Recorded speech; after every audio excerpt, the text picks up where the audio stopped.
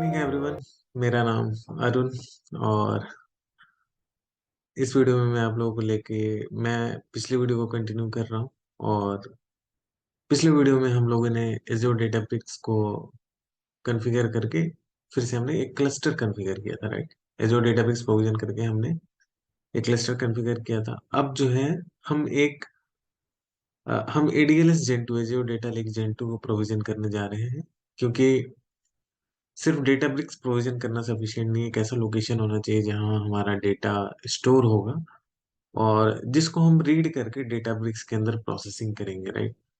तो हमें ADLS Gen 2 उसके लिए प्रोविजन करना पड़ेगा जिसके अंदर हम डेटा रखेंगे। तो इस वीडियो में हम ये देखते हैं कि हम ADLS Gen 2 को कैसे प्रोविजन करेंगे, ठीक है। तो प्रोविजन करने के लिए सबसे पहले मैं अपने पोर्टल में जाता हूँ, एज्योर पोर्टल में। और पोर्टल में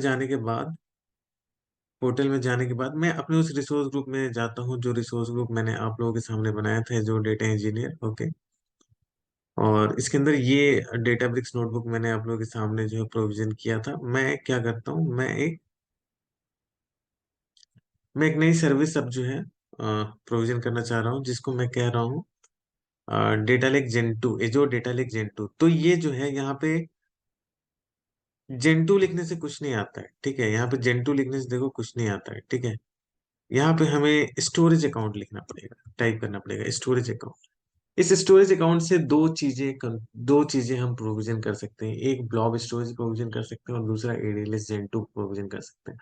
बस एक ऑप्शन है, उसको अगर चेक कर दिया तो ADLS Gen 2 प्रोविजन होगा, और उसको अगर अनचेक कर दिया तो ब्लॉब स्टोरेज प्रोविजन हो जाएगा, ठीक है। इसलिए आपको उस वो जो ऑप्शन है उस पर आप लोगों को ध्यान देना है, ठीक है। मैं एक ADLS Gen 2 जो है आपको प्रोविजन करके दिखा रहा हूँ। ADLS Gen 2 और ब्लॉब स्टोरेज दोनों में डिफरेंस है, आगे चल के मैं आगे के वीडियोस में बताऊंगा कि ADLS Gen 2 और ब्लॉब स्टोरेज इन दोनों में क्या डिफरेंस है, ठीक है। अभी आप लोग बस ये देखो कि हम ADLS Gen 2 को कैसे प्रोविजन कर सकते हैं। कौन सा ऑप्शन हमें चेक करना है तो हमारा ADLS Gen 2 प्रोविजन हो जाएगा। ADLS Gen 2 एक हायर वर्जन है ब्लॉब स्टोरेज से, ठीक है। ब्लॉब स्टोरेज की मोस्ट ऑफ द कैपेबिलिटी जो है वो ADLS Gen 2 में इंक्लूडेड है, ठीक है। मतलब इम्प्रूव्ड वर्जन है, और you can say upgraded version है, ठीक है। ADLS Gen 2 ब्लॉब स्टोरेज से, ठीक है। तो हम जो है इस यूआई पे पहुंच गए हैं। यहाँ पे हम सबसे पहले ये सब्सक्रिप्शन चूज करना है, फ्री ट्रायल है, सही है। रिसोर्स ग्रुप चूज करना है। मैं जो डेटा इंजीनियर रिसोर्स ग्रुप के अंदर अपने नए ADLS Gen 2 को रखना चाहता हूँ। स्टोरेज अकाउंट नेम के अंदर मैं अपने स्टोरेज अकाउंट का नेम डालना चाहता हूँ। मेरे स्टोरेज अकाउंट का नेम क्या है, ठीक है। मेरे स्टोरेज अकाउंट का नेम क्या है, मैं क्या लिखना चाहता हूँ, मैं यहाँ पे लिखता हूँ मैं स्टोरेज अकाउंट का नेम देता हूँ ADLS Gen 2, ओके। यहाँ देता हूँ मैं अरुण डेटा वाला, ओके। अरुण डेटा वाला,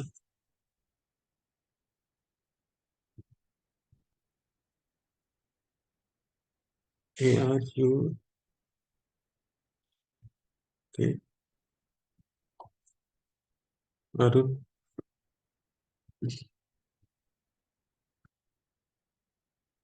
Gen 2, ओके। ADLS Gen 2 ये मैं देता हूँ। लोकेशन रीजन में ये रहने देता हूँ US, ईस्ट US, मतलब इस रीजन में ये मेरा ADLS Gen 2 डिप्लॉय होगा। उसके बाद ये स्टैंडर्ड में रहने देता हूँ। ये भी दो टाइप के सब्सक्रिप्शन है अपने, ठीक है। और उसके बाद मैं यहाँ पे रिडंडेंसी में GRS रहने देता हूँ। रिडंडेंसी मतलब कि हमारा डेटा जो है वो कितने जगह पे क्लोन होगा। अगर हम कुछ डेटा लेक पे अपने डेटा लेक पे कुछ रखें, ठीक है, कोई फाइल्स को रखें, तो वो कितने जगह उसकी कॉपी बन के स्टोर रहेगी, ताकि अगर एक फाइल हमारा डिलीट हुआ, मेरे डेटा लेक से डिलीट हुआ, तो क्या हम उस फाइल को रिकवर कर सकते हैं, ठीक है। कुछ इस टाइप की चीजें हैं रिडंडेंसी के अंदर। तो हम जो है इसको नेक्स्ट करके एडवांस में जाते हैं, और यहाँ जाते हैं। और जो इम्पोर्टेंट ऑप्शन है जिसको हमें चेक करना है डेटा लेक स्टोरेज जेन 2 बनाने के लिए, वो ये है, ठीक है।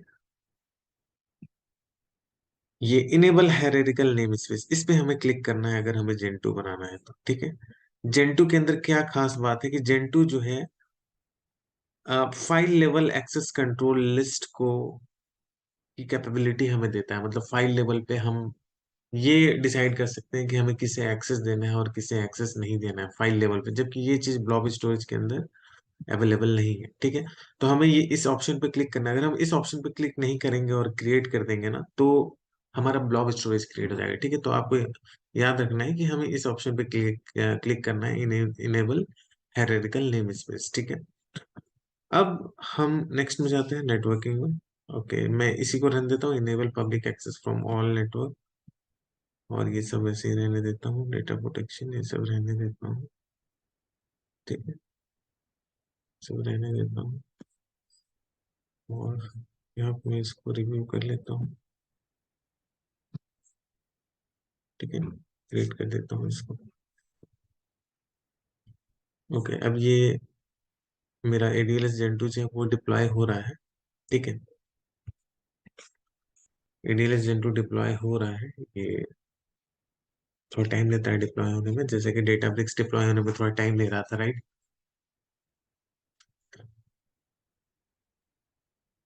थोड़ा टाइम देते हैं हम लोग ADLS Gen 2 को प्रोविजन होने में।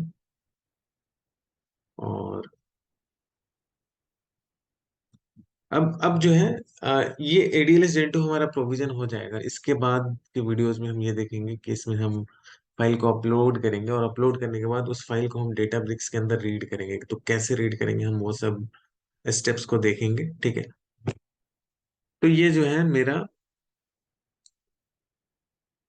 ये प्रोविजन हो गया है। मैं एक बार रिसोर्स में जाता हूँ। ठीक है, एक बार रिसोर्स में जाता हूँ और डेटा लेक स्टोरेज के अंदर मैं क्लिक करता हूँ।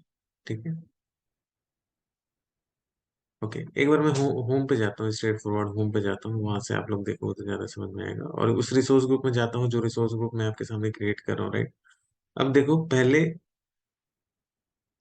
पहले सिर्फ ये डेटाब्रिक्स नोटबुक था, अब ये ADLS Gen 2 भी आ रहा है, राइट। देखो यहाँ पे स्टोरेज अकाउंट टाइप में आ रहा है।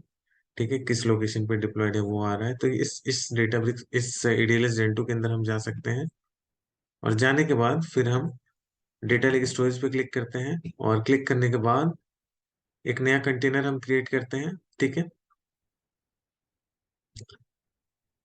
क्लिक कर दिया हमने, ये मेरा प्रोविजन हो चुका है। एक नया कंटेनर हम क्रिएट करते हैं। कंटेनर क्रिएट करने के बाद इसका मैं नाम दे देता हूँ,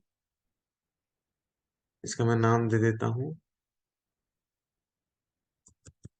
अरुण डेटा वाला कंटेनर 1। ओके, इसका मैं नाम दे देता हूँ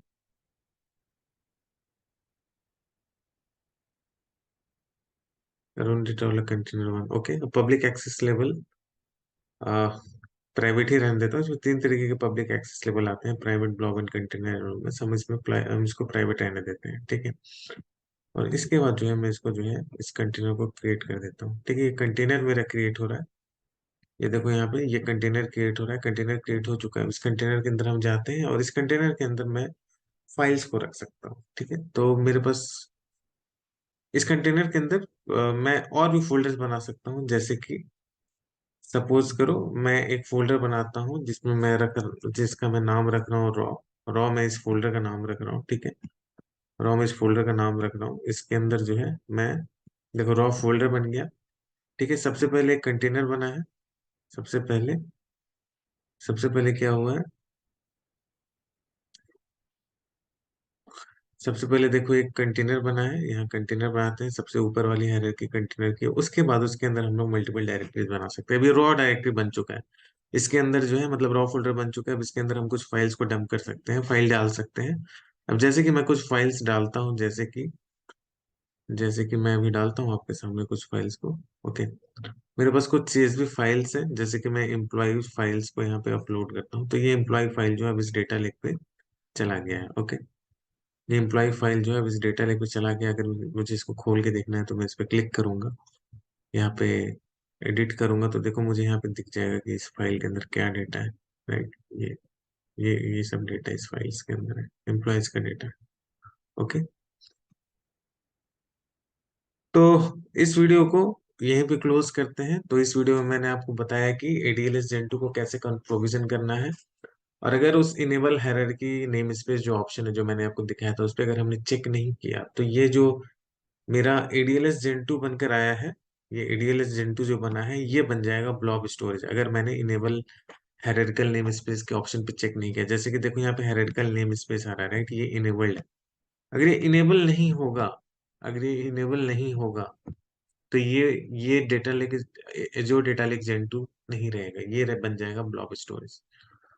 ओके, तो इस वीडियो को हम यहीं क्लोज करते हैं, तब तक के लिए थैंक यू सो मच। और आई होप कि आप लोगों को मेरा वीडियो पसंद आया होगा, और आप लोग मेरे साथ लिंक्डइन में भी कनेक्ट कर सकते हैं। मैं इस वीडियो के कमेंट सेक्शन में अपने लिंक्डइन का लिंक दे दूंगा, अगर आप चाहें तो आप मेरे साथ वहाँ कनेक्ट कर सकते हैं। Thank you so much.